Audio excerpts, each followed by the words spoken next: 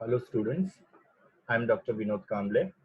इस वीडियो में भी हम लोग फंक्शंस ऑफ कमर्शियल बैंक देखने वाले हैं, जिसमें हम लोग सेकेंडरी फंक्शंस में यूटिलिटी फंक्शंस के बारे में पढ़ने वाले हैं। हम लोग ने कम्प्लीटली प्राइमरी फंक्शंस देखे थे। सेकेंडरी फंक्शन के अंदर एजेंसी फंक्शन भी हम लोग ने लास्ट वीडियो में देख लिया। अभी हम लोग यूटिलिटी फंक्शंस देखने वाले हैं। So will start with the utility functions. ना यूटिलिटी फंक्शन के अंदर सबसे पहले है इशू ड्राफ्ट्स एंड चेक्स। ये जो होता है वो बैंक आपको प्रोवाइड करता है। नाउ ड्राफ्ट के बारे में आपको पता होगा। ड्राफ्ट मतलब क्या होता है? आपका डिमांड ड्राफ्ट। और चेक आपको पता है चेक क्या होता है। अभी डिमांड ड्राफ्ट और चेक के बीच में क्या फर्क होता है?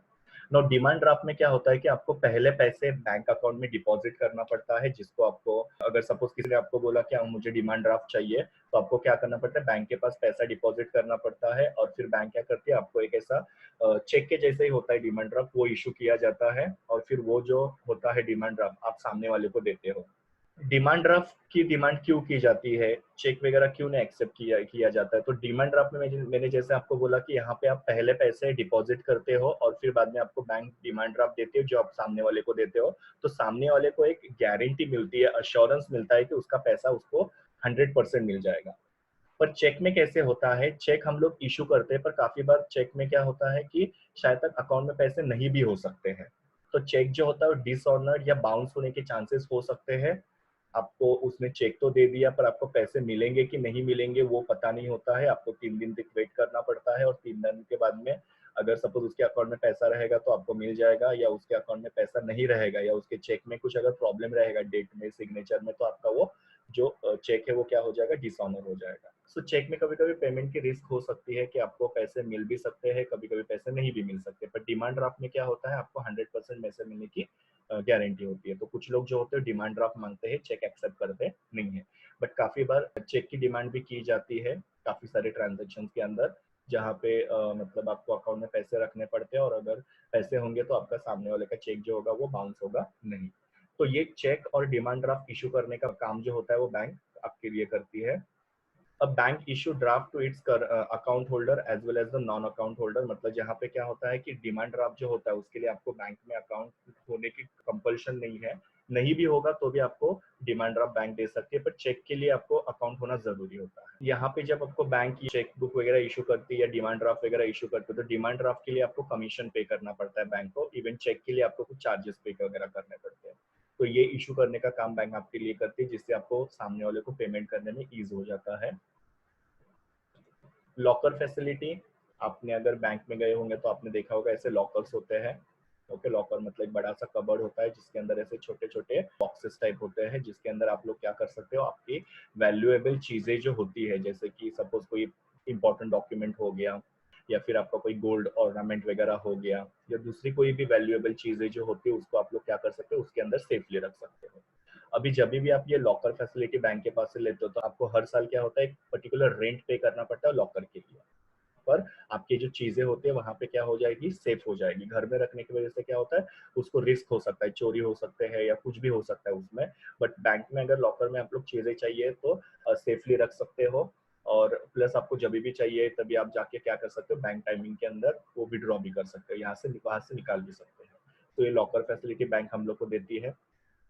नेक्स्ट वाला प्रोजेक्ट रिपोर्ट। ना प्रोजेक्ट रिपोर्ट क्या होता है कि सपोज आप बिजनेस करने के बारे में सोच रहे हो, और बिजनेस करने से पहले आपको क्या करना होता है, प्रोजेक्ट रिपोर्ट बनाना होता है। प्रोजेक्ट रिपोर्ट जो होता है ऐसे बुकलेट जैसा होता है, बुक के जैसा होता है, जिसके अंदर आप पूरे आपके बिजनेस का जो प्रोजेक्ट है उसका पूरा डिटेलिंग लिखते हो कि आप कौन सा प्रोडक्ट बेचना चाहते हो, आप कौन से मार्केट में प्रोडक्ट को बेचना चाहते हो, आपका प्राइसिंग स्ट्रेटेजी क्या है, आप प्रमोशन कैसे करोगे, आप कैसे गुड्स को मैन्युफैक्चर करोगे, कैसे आप गुड्स को ट्रांसपोर्ट करोगे।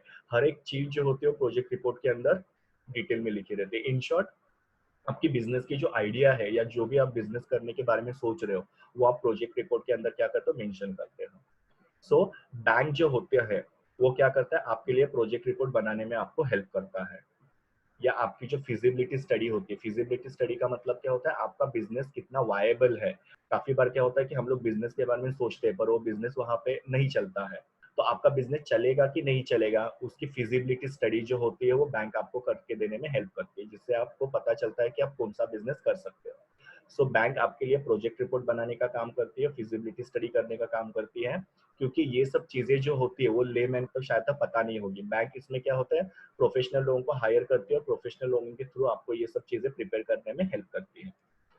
अब ये प्रोजेक्ट रिपोर्ट की आपको जरूरत क्यों पड़ती है ना? प्रोजेक्ट रिपोर्ट आपको बहुत जरूरी होता है बिकॉज प्रोजेक्ट रिपोर्ट के बेसिस पे गवर्नमेंट क्या करती है, आपको बिजनेस करने का लाइसेंस देती है। प्रोजेक्ट रिपोर्ट के ऊपर बेसिस पे कोई भी बैंक आपको लोन वगैरह देती है, या प्रोजेक्ट रिपोर्ट के बेसिस पे कोई भी सप्लायर आपको मशीनरी या रॉ मटेरियल वगैरह सप्लाई करके दे सकती है, या प्रोजेक्ट रिपोर्ट के बेसिस पे आप लोग क्या कर सकते हो, लोगों से पैसा बोरो कर सकते हो बिजनेस करने के लिए। तो ये project report is very very essential, तो उसको आपको प्रॉपरली बनाना पड़ता है। और बैंक जो होते हैं ये सब चीजों में बहुत ज्यादा प्रोफेशनल होती है, उनके पास ऐसे एम्प्लॉयज होते हैं जो ये सब काम जो होता है वो बहुत ही प्रोफेशनल तरीके से करते हैं, तो वो सब काम करने में आपको बैंक हेल्प करेगी। नेक्स्ट वाला है gift cheque and gold coins. Now gift cheque मतलब आपने ये ऐसा वाला चेक देखा होगा। नाउ जरूरी नहीं कि ये ऐसे बड़े वाले ही चेक हो सकते, कभी कभी छोटे छोटे छोटे वाले भी ऐसे कलरफुल चेक्स वगैरह हो सकते हैं। नाउ ये चेक्स का काम क्या होता है, सपोज किसी का कोई फंक्शन है या कोई भी किसी की शादी है, बर्थडे वगैरह है, ओके, या कोई कॉन्टेस्ट वगैरह है, तो उसमें आप क्या कर सकते हो, लोगों को गिफ्ट चेक वगैरह दे सकते हो। सो ये गिफ्ट चेक आपको इशू करने का काम जो होता है बैंक करते हैं। गिफ्ट, ये जो गिफ्ट चेक होते हैं ऐसे बड़े वाले हो सकते हैं जिसमें आपने अपने करोड़पति के अंदर देखा होगा, या छोटे से भी हो सकते हैं जो आपके नॉर्मल चेक की साइज होती है, बट वो थोड़े कलरफुल और थोड़े से अट्रैक्टिव वगैरह होते हैं, जो आप लोग किसी को भी गिफ्ट के लिए यूज कर सकते हो। और दूसरा है गोल्ड कॉइन। आजकल बैंक के अंदर भी क्या होता है, आपको गोल्ड कॉइन मिलता है। ये गोल्ड में लोग इन्वेस्ट क्यों करते हैं, बिकॉज ये गोल्ड जो होता है प्योर होता है, जब भी आप बेचने के लिए जाओगे तो आपके इसमें कोई भी अमाउंट वगैरह डिडक्ट नहीं किया जाता है। जो आपका नॉर्मल आप लोग गोल्ड वगैरह पहनते हो उसके अंदर क्या होता है, एक पर्टिकुलर अमाउंट आपके पास से डिडक्ट किया जाता है क्योंकि आपने उसको यूज किया हुआ है। पर ये सारी जो चीजें होती है इसमें से आपको पैसे कुछ भी डिडक्ट नहीं किए जाते हैं। एक अच्छा इन्वेस्टमेंट का ऑप्शन इसको माना जाता है। तो ये गोल्ड कॉइन देने के भी सर्विस वो बैंक प्रोवाइड करती है आपको। और जैसे मैंने आपको बोला कि ये गोल्ड कॉइन को वगैरह और गिफ्ट चेक को वगैरह आप लोगों की बर्थडे पार्टी में, शादी में वगैरह आप लोगों को गिफ्ट वगैरह कर सकते हो। अंडर राइटिंग सर्विसेज ना, अंडर राइटिंग का मतलब क्या होता है पहले समझ लो। अंडर राइटिंग मतलब क्या होता है कि सपोज कोई भी कंपनी जब अपने शेयर वगैरह बेचना चाहती है, सपोज अगर उसके शेयर बिके नहीं, तो फिर सेबी के गाइडलाइन के हिसाब से क्या होता है कि आपको सारे जो भी लोगों ने आपके यहाँ पे अप्लाई किया था शेयर्स के लिए और एप्लीकेशन मनी वगैरह पे किया था, उनके पैसे आपको उनको वापस देने पड़ते हैं। तो यहाँ पे क्या हो रहा है कि आपको अगर मार्केट में से पैसे की रिक्वायरमेंट है पर लोग आपके शेयर को परचेस नहीं कर रहे या आधा ही शेयर को परचेस किया है, जैसे कि सपोज आप 500 शेयर बेचना चाहते थे, उसमें से 400 शेयर बिक गए पर 100 शेयर अभी तक बिके नहीं है। तो उस केस में क्या होगा कि सेबी गाइडलाइन के हिसाब से जो 400 लोगों के पास से आपने एप्लीकेशन मनी लिया हुआ है वो आपको उनको वापस देना पड़ेगा। तो यहाँ पे बैंक आपको गारंटी दे रही है कि अगर आपके शेयर मार्केट में नहीं बिके, ये जितने भी आपके शेयर्स अनसोल्ड रहेंगे वो बैंक क्या करेगी, परचेस करेगी।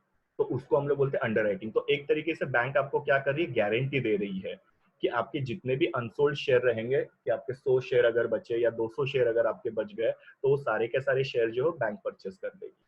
सो ये भी सर्विस जो होती है वो बैंक क्या करती है, बिजनेसमैन को वगैरह प्रोवाइड करती है। तो वही सब चीजें मैंने यहाँ पे लिखा है कि जब भी आपके शेयर फुल्ली सब्सक्राइब नहीं होते हैं, फुल्ली शेयर सब्सक्राइब का मतलब क्या होता है, लोग अगर पूरे के पूरे आपके शेयर परचेस नहीं करते हैं तो बैंक क्या करती है, आपके साथ एक कॉन्ट्रैक्ट बनाती है और आपके जो बचे कुचे शेयर है वो परचेस कर लेते हैं। आपके जो भी अनसब्सक्राइब शेयर्स रहेंगे, जो नहीं परचेस किए हुए शेयर्स होंगे, वो बैंक परचेस कर लेगी। नेक्स्ट है गोल्ड रिलेटेड। आपके पास गोल्ड ऑर्नामेंट्स है और उसको अगर आपको बेचना है तो आप बैंक को बेच सकते हो। अगर सपोज आपको गोल्ड ऑर्नामेंट अगर परचेस करने तो बैंक के पास से आप परचेस भी कर सकते हो। सो बैंक जो होती है गोल्ड रिलेटेड सर्विसेज भी अपने कस्टमर्स को प्रोवाइड करती है। नाउ दूसरी चीज इसमें क्या है कि अगर सपोज आपको गोल्ड फंड्स के अंदर या गोल्ड ईटीएफ के अंदर अगर आपको इन्वेस्टमेंट करना है, तो ये इसके बारे में एडवाइजरी सर्विसेज भी जो होती है बैंक आपको देती है। मतलब गोल्ड के अंदर अंदर आपको अगर इन्वेस्टमेंट करना है, उसके म्यूचुअल फंड, ईटीएफ मतलब उसके म्यूचुअल फंड्स वगैरह होते हैं। गोल्ड का प्राइस आपको पता है कि बढ़ते रहता है, तो उसके अंदर जितना भी आप पैसा इन्वेस्ट करोगे उतना आपका पैसा क्या होते जाएगा, गोल्ड के जैसे रेट बढ़ते जाएंगे वैसे आपके पैसे भी बढ़ते जाएंगे। तो बैंक आपको एडवाइजरी सर्विस देगी, बैंक आपको बताएगी कि कौन से गोल्ड फंड्स में या कौन से ईटीएफ फंड्स में वगैरह आपको इन्वेस्टमेंट करना चाहिए ताकि आपके पैसे जो है वो बढ़ते जाएंगे या मल्टीपल होते जाएंगे। सो यहाँ पे गोल्ड रिलेटेड बैंक आपको दो सर्विसेज दे रहे हैं। एक तो फिजिकल गोल्ड जो है आपसे परचेस करती है या सेल करती है आपको, दूसरा आपके जो ये गोल्ड फंड वगैरह होता है उसमें इन्वेस्टमेंट करने के लिए आपको गाइडेंस देती है बैंक। ये मेरे सारे URLs है जहाँ से मैंने ये सारे इमेजेस वगैरह पिकअप किए हुए हैं। So here we complete the question of functions of commercial bank, जिसमें हम लोग ने प्राइमरी और सेकेंडरी फंक्शन दोनों भी कंप्लीट किए हुए हैं 4 वीडियोस के अंदर। Thank you students, please do like, share, comment and subscribe to my YouTube channel and also recommend my channel to your friends. We will meet in the next video.